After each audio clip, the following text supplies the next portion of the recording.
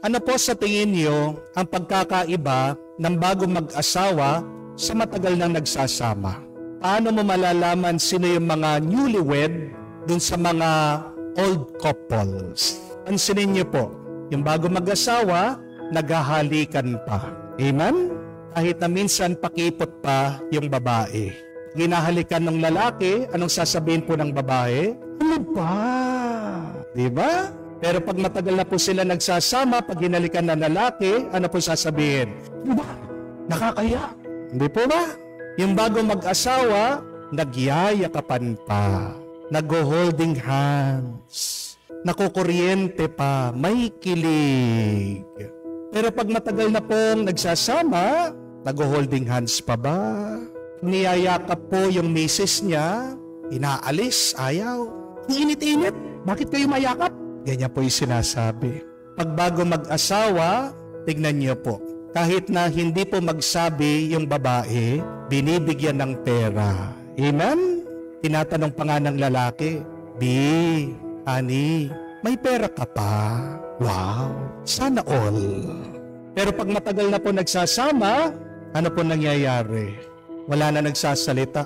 Hindi na po nagtatanong. Bakit? Kasi yung babae agad kinukuha na yung pitaka ng lalaki. Hindi po ba? Bakit po ganon, no? Pag nag-umpisa yung relasyon, napakasaya. Pero habang tumatagal, pumapait, bumibigat, nagiging malungkot.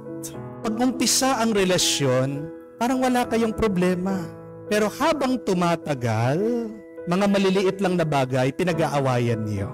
Why is it in love, which is positive, becomes negative through time?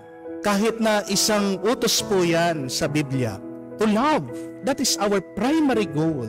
That is our objective.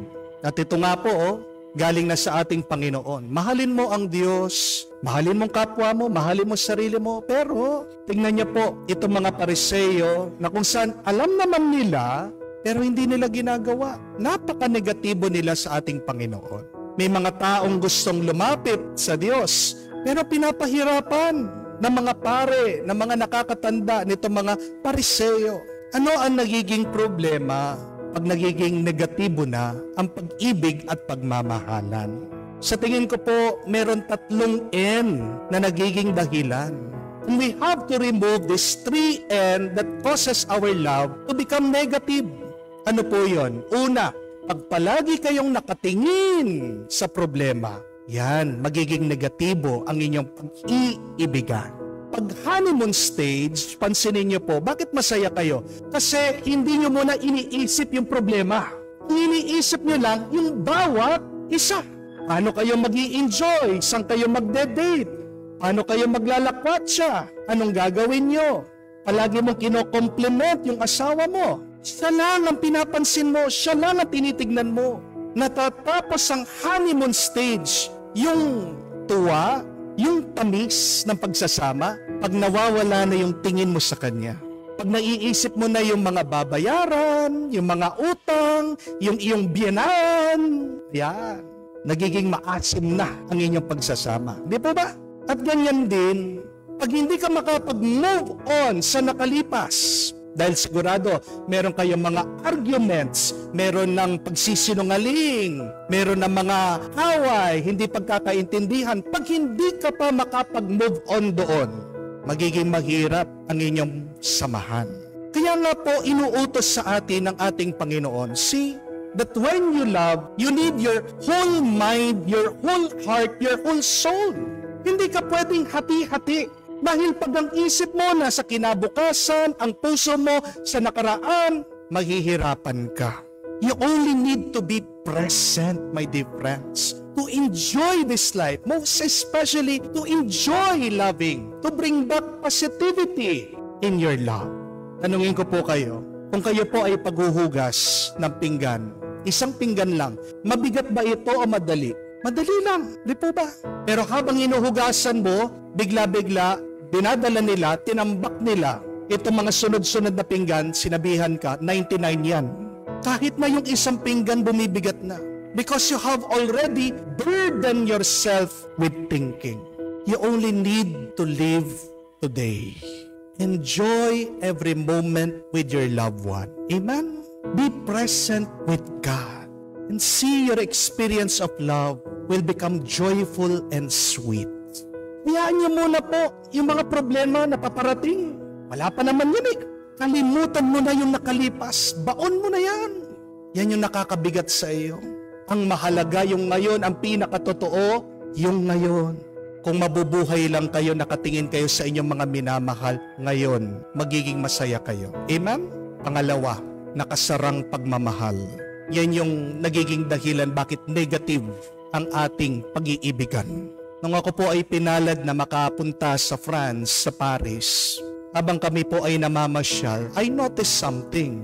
Pag napapadaan po kami sa mga tulay, nakita ko, bakit ang dami po nagkalat yung mga padlock.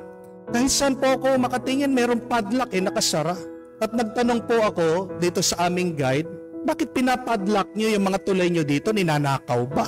Hindi lang isang padlock, o hindi, napakarami, nakakalat sa buong syudad. At kwento po ng guide namin, naging tradisyon daw po ng mga pumupunta doon sa Paris.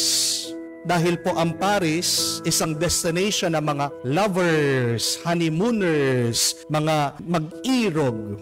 Nagdadala sila ng padlock, inilalagay sa tulay as a symbol of tying the knot, kumbaga. Doon nila sinasara yung kanilang pagmamahalan. Ang ganda po, no? Pero alam niyo po ba, merong balita doon.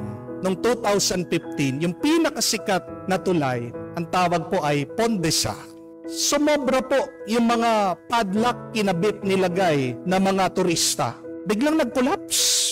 Nasira, bumagsak sa sobrang bigat. At napaisip po ako, pero sinasabi ang Panginoon sa atin, bakit hinayaan niya bumagsak yung tulay na yon?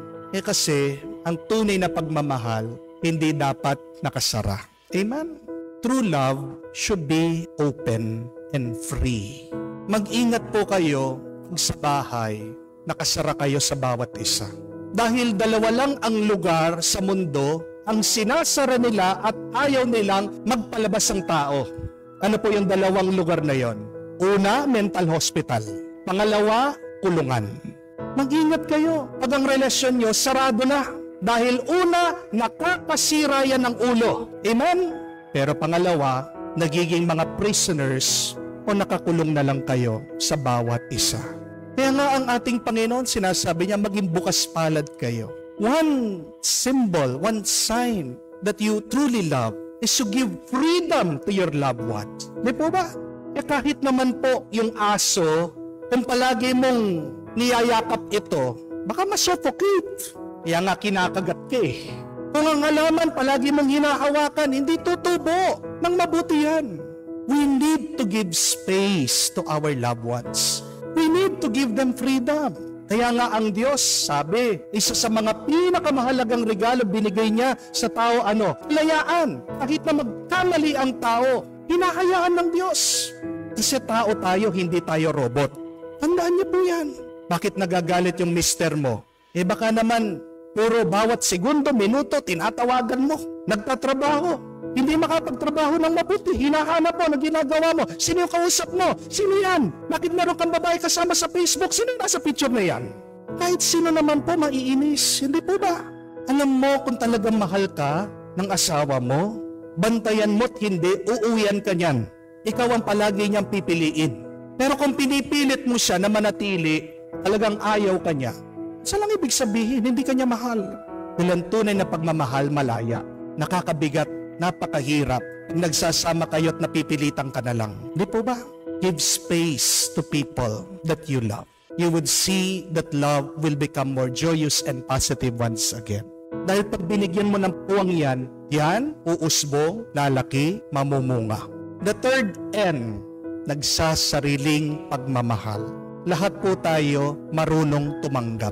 At wala naman taong ayaw na makatanggap. Hindi po ba? Pero hindi lahat ng marunong tumanggap ay marunong magbigay. Ang tunay na nagmamahal, marunong magbigay.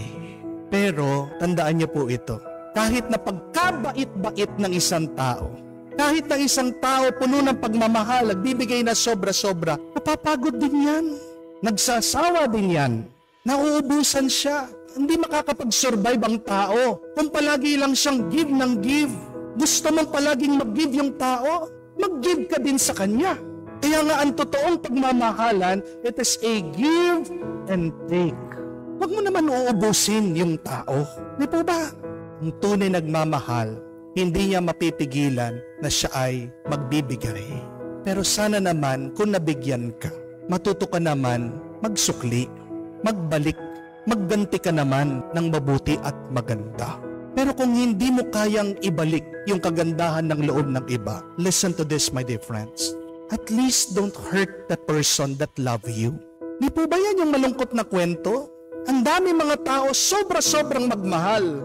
Pero ano yung balik sa kanila? Tira-tira.